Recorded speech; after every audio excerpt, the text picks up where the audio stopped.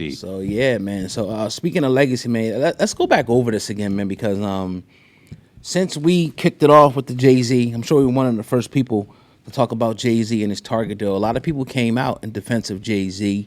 One being Charlemagne. I don't know if you heard, what he said, but Charlemagne the God, had something to say, as well as a lot of people. And he pretty much was just saying, like, look, other people have done the Target deal already. Right? I'm sure I got the video. According to the people. Well, listen, personally, I think it's selective outrage. Okay, the reason I think it's selective outrage, because if you go on Target's website, it seems like every major artist has the same vinyl exclusive with Target. I saw it on J. Cole to Fall Off. I saw it on Kendrick GNX. I saw it on The Weeknd. I saw it on, Nicki Minaj. I even saw it on Taylor Swift. So I don't understand why all of a sudden this is an issue because it's Jay-Z. Shouldn't it be an issue for every artist that came before? You would think so if we're consistent across the board, but I think with Jay-Z, because niggas is never consistent. Yeah, that's a part of it too, but I think... recent. No, the Fall Off Not came a out 2 Fall Off months came ago. out, yeah, and they had a That's J. exclusive Cole album. transparent vinyl and a poster. GNX came out in December. Yeah. The Target boycott been going on for a year. I think people put Jay-Z in this like, they put him on this seat of like he's supposed to solve all things and do all things. Like they look at him and talk about him differently because of his position, also too because of the work that he does with Rock Nation and Reform, and like all those things. Like people, It's easy to they talk put him in a about. different light. J. Cole is socially conscious. Kendrick is socially conscious. Y'all know how Jay-Z get it. They gave it to him differently though. I just don't understand the selective outrage. That's all I'm saying. Yeah, I get it. I know understand. people will say, oh, you love to defend Jay-Z. Man, y'all make it easy. Ooh, you know what? Heck of a point. A heck of a point. Here's my pushback, though, right? As much as, if that's the truth, because I did the research, it's definitely the truth. I think where the Jay-Z situation comes in is now it looks like it's a pattern now. It looks like, and I could be wrong about this, but he's brought in to quell the uprising. The same thing that happened with Colin Kaepernick. We're past kneeling. He came in and think about it. At a time, SamAnt, where black people, I know people personally wasn't dealing with the NFL. I was on the borderline of like, man, that was the year the Eagles won the Super Bowl. Mm-hmm. I wasn't watching a lot of games. I was like, damn, watch they win it the year I'm kind of boycotting. They won the Super Bowl. Yeah. You know what I mean? But think about it. At a time where black people were saying, man, F this. Celebrities, regular people, they was with this Colin Kaepernick this whole thing. Jay-Z's brought in and gets entertainers accustomed to dealing with the NFL again, bringing in people like Usher, bringing in Rihanna's, bringing in the Kendricks, bringing in these people when it was a whole movement to say, nah, we ain't rocking with y'all until y'all show this or do this. And then you come now, and again, I don't know how big the Target boycott, how effective I should say it is, but I did do a little research, and about 15 to 17% of their workforce is black, African-American people. Walmart sits at about 20.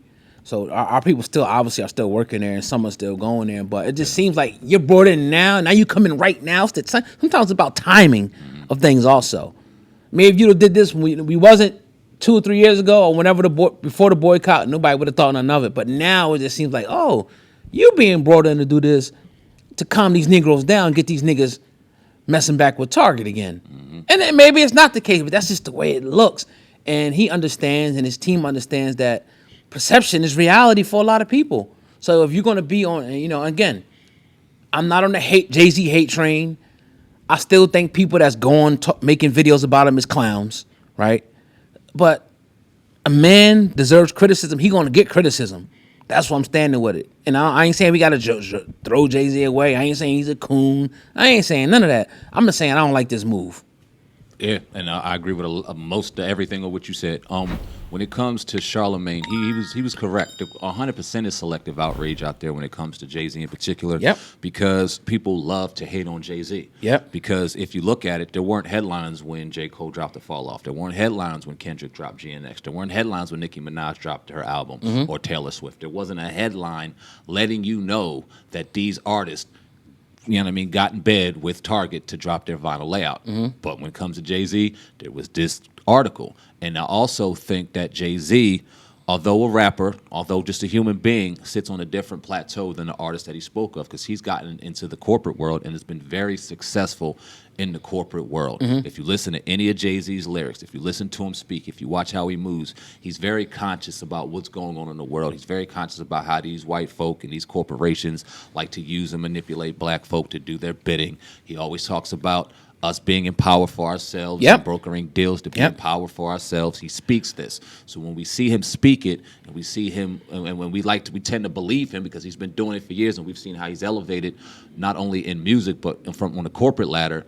You have to question these type of things, and it's okay to question these type of things. You don't have to question a Jay-Z move and automatically hate everything, the entire body of work that Jay-Z has dropped and gave us throughout his lifetime. And you also don't have to be a dick riding apologist every time he does something that may be against the grain. It's okay to criticize a man. He's not above criticism. That's right. He's just a human being. So although I do believe 100% there's selective outrage when it comes to him because people just love to hate him.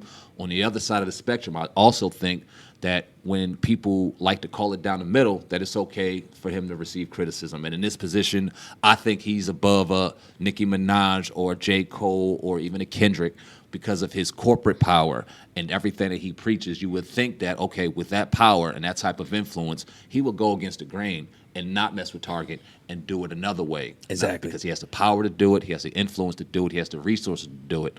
I would have loved to see him go against the grain. But Jay-Z, as much as I love him, he's toes this line to where it's like, okay, I'm going to talk about y'all, but I'm also going to do business with y'all too, even if that's at the expense of what the culture is saying at the moment. And these guys get criticized. I mean, it's okay.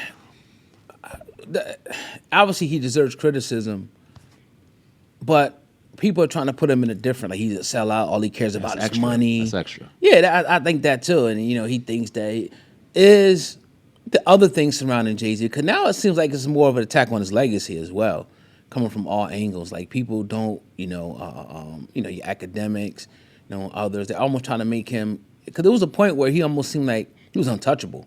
Like you ain't gonna say nothing about Jay-Z. But now it's like people are trying to drag him down to a almost humanistic level where he has flaws and he's doing some shit behind, with kids and young women and Aaliyah and Beyonce and all this stuff. People are piling on. How do you feel about that aspect of people still trying to attack the legacy of the man who created a great legacy? There's nothing that he can do on a corporate level or anything that he can do out here outside of anything criminally or just an egregious, blatant act of coonism, I'll put it that way, that can make me look at his legacy different. The NFL situation, although I did not like it, does not change his legacy for me. This situation with Target, although I'm not a fan of it, does not change his legacy for me, because if I put this shit on the scale and balance it out, what he's done far outweighs the shit that he hasn't. Or what he's done in a good way far outweighs the shit that he's done in a bad way. I've never personally rubbed elbows with Jay-Z to tell you the personal, intricate stories that DeHaven can give you, or Dame can give you, or even an Oskino can sit there, 3 rows down can tell you. I've never been around the man, but what I've seen throughout the years, and I followed his career since '96, my whole life, I've watched it, from '96 to now. I think that his accomplishments and what he's done musically, corporate-wise, on a cultural level, on a activism level, far outweighs the shit that I give criticism for. So as far as I'm concerned, his legacy is can't be touched outside of him doing something crazy and egregious. And the people that want to try to stain his legacy with lies, they have an obvious motive and an obvious agenda for whatever the case. They might have got a letter from Roc Nation, or they didn't. They wanted to get with Jay-Z and they couldn't. Whatever their issue is their issue. But to me, no, it doesn't change it one bit outside of him doing something crazy, which I don't see him doing. Yeah, and even we got past the Colin Kaepernick, as egregious as it was, he continued to do great things after that. And, at the time it was very surprising to me, and I looked at him with one eye open. But it's like, he moved past it. After that, it was the justice reform. You find he's doing a lot of stuff that you don't even know he's doing, bailing people out, doing things, helping people with this, helping people with that. So I just think that anybody, if you look at and you go over their legacy, you're going to have negatives and positives. That's any single person. Nobody's just going to have a perfect 100,000% clean record. People are going to have shit like, damn, I can't believe you did this, and damn, I can't believe you did that. That's just life. But he's held to a different standard, obviously, because of his status and all of that. But, maybe one day he'll address it, and I would love to hear why. Maybe he has a legitimate reason why he did it or what he was planning. I don't know. But again, I just disagree with it. That's all. And hopefully he gets on the right platform that won't because I don't want to say he controls the narrative, but he definitely goes on platforms to where hard questions aren't asked. Because we've given Jay-Z criticism in the past to where if something he doesn't articulate himself in those type of settings the best. It's like, okay, you leave something to be desired, or wait, what do you mean by that? Whatever the case may be. When he gets in a dope interview in a dope setting, he gives you diamond worth of, information. So hopefully he would sit with somebody, if it wherever were to happen, that isn't afraid or has the open door to be able to ask him certain things so that we can get certain answers, man, because I think it would be dope. I would think it would give a entirely different perspective to that. Well, it was, I don't know, it was kind of like inklings that he may be sitting down with Joe and Jada, which I don't know. I don't know if you heard that. That would be dope. It would be. I wouldn't mind that. Me either. Two people that he respects in the industry. And Joe and Jada, as much as we give criticism to these rappers and stuff jumping into podcasts for whatever their reason are, I like what they're doing.